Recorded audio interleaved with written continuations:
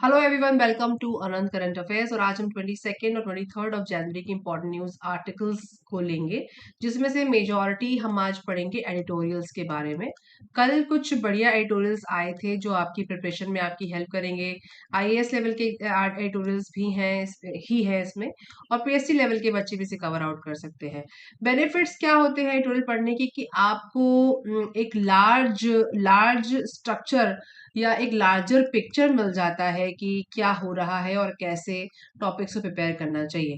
तो जो आर्टिकल जो मैंने आज इंक्लूड करे हैं वो आपकी प्रिपरेशन में तो हेल्प करेंगे, साथ ही साथ आपके मल्टीपल चॉइस क्वेश्चंस को भी कवर अप करते हुए चलेंगे, चाहे वो किसी भी एग्जाम्स में हो। All competitive exams will be benefited after this atoll discussion.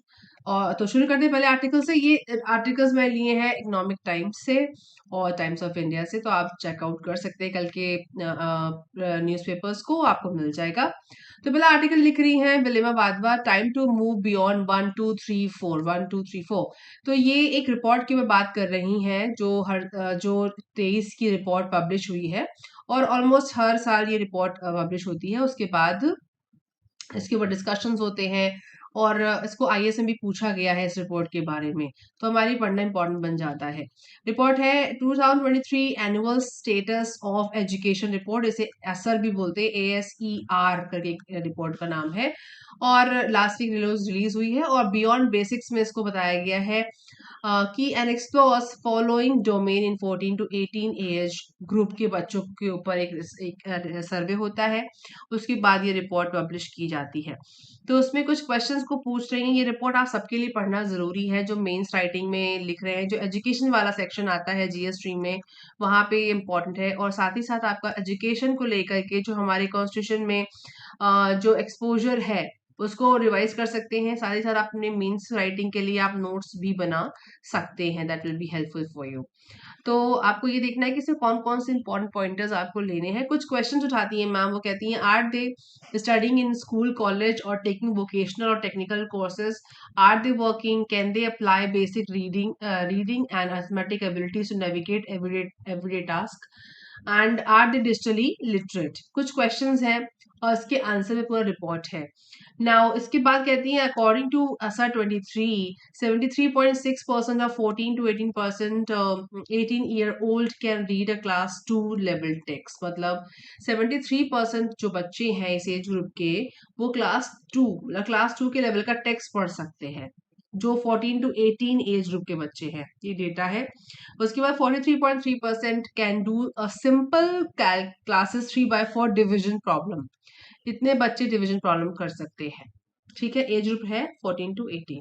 तो इसके ग्राउंड पर आकर के आपसे मेंस राइटिंग में क्वेश्चन पूछा जा सकता है कि एजुकेशन का क्या लेवल है, क्या चेंजेस आने चाहिए। वैसे भी हम सब जानते हैं कि सीबीएसई में बड़े लेवल का चेंज होने वाला है एजुकेशन पॉलिसी आने के बाद। कुछ हुआ भी है, कुछ होना बाकी है।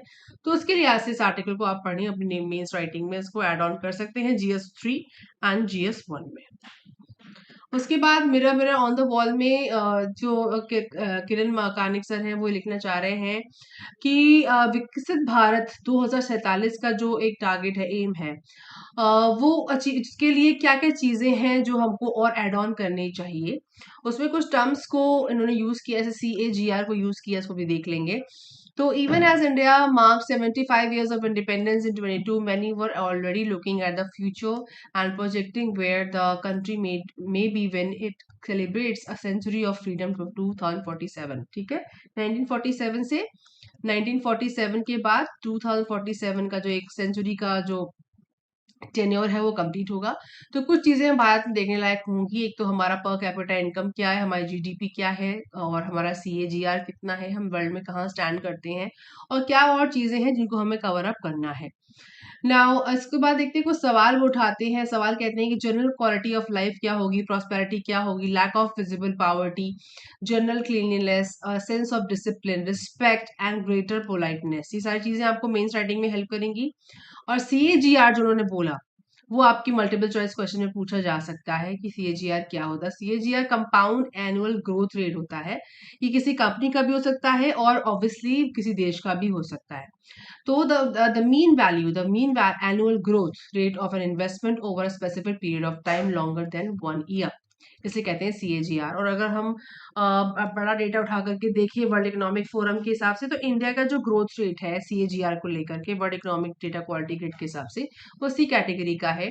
और 10 साल का CAGR 6.9, 5 साल का 2.8, 3 इयर्स का 4.1, और शेयर ऑफ ग्लोबल GDP का हमारे पास है 9.4%।